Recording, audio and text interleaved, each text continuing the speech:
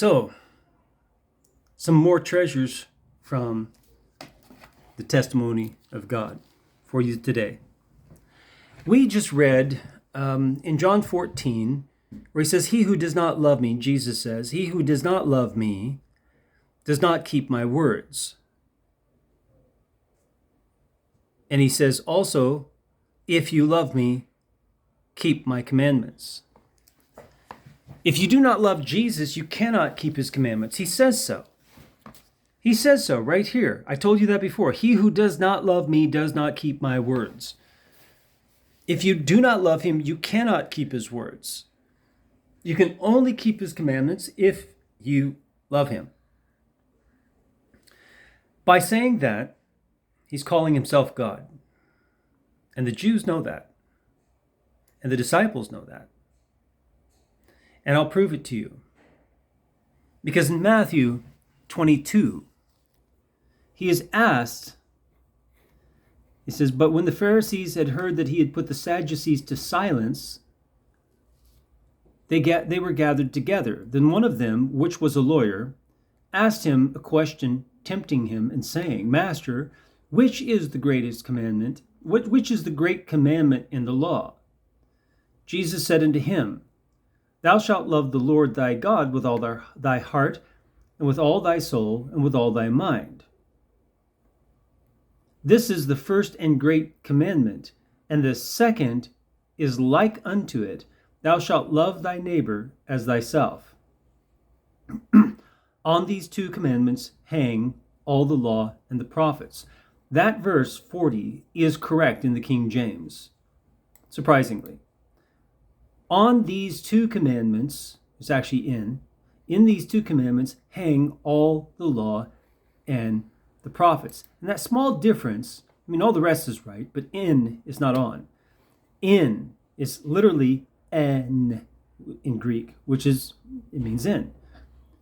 In these, the two commandments, all the law and the prophets are hanging. It's present. So, what does it mean?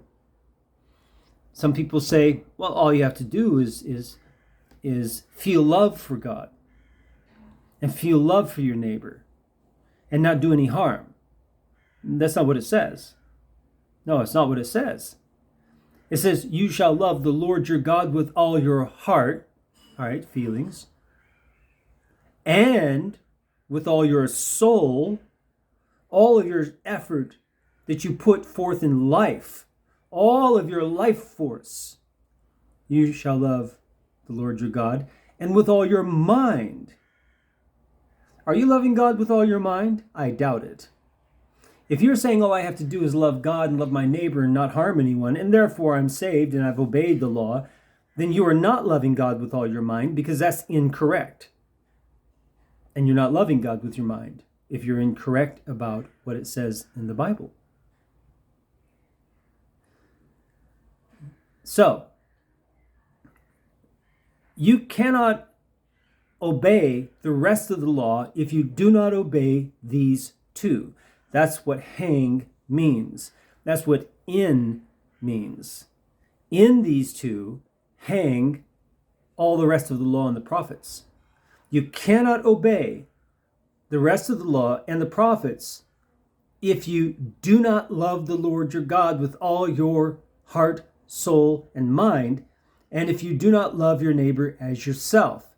You cannot obey the rest of the law and the prophets. But just because you think you love God in that way and your neighbor in that way doesn't mean you have fulfilled the rest of the law and the prophets. It doesn't. It means that you cannot do that without these two. It's the same thing Jesus says here. Because if you do not love God, you cannot fulfill his commandments. And Jesus says the same thing. If you love me, keep my commandments. And here he says, "He who does not love me does not keep my words." He who does not love God with all his heart, soul, and mind does not obey his commandments. Jesus is calling himself God by setting up these two things to corner you, that either you love Christ and obey his commandments, or you do not love Christ and you do not obey his commandments.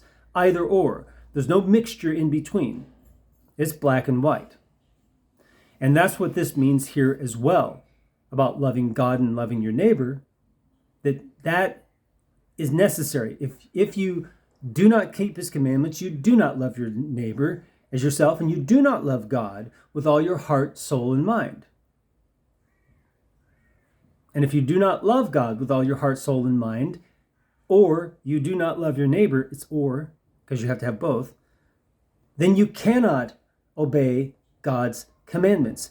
And now you understand why most Christians do not obey God's commandments or Christ's commandments. They do not. And then they make excuses and they buy into these theologies that are excuses, that they try to excuse themselves from obeying God. That great and terrible day of judgment that is coming upon the world is coming upon you, Christian. And you will not stand because you do not love Jesus, because you do not obey his commandments. Those of you who do, carefully keep Christ's commandments in your mind, loving God with all your mind, and obey him, proving that you love him. May the Lord bless you as you seek him with all your heart.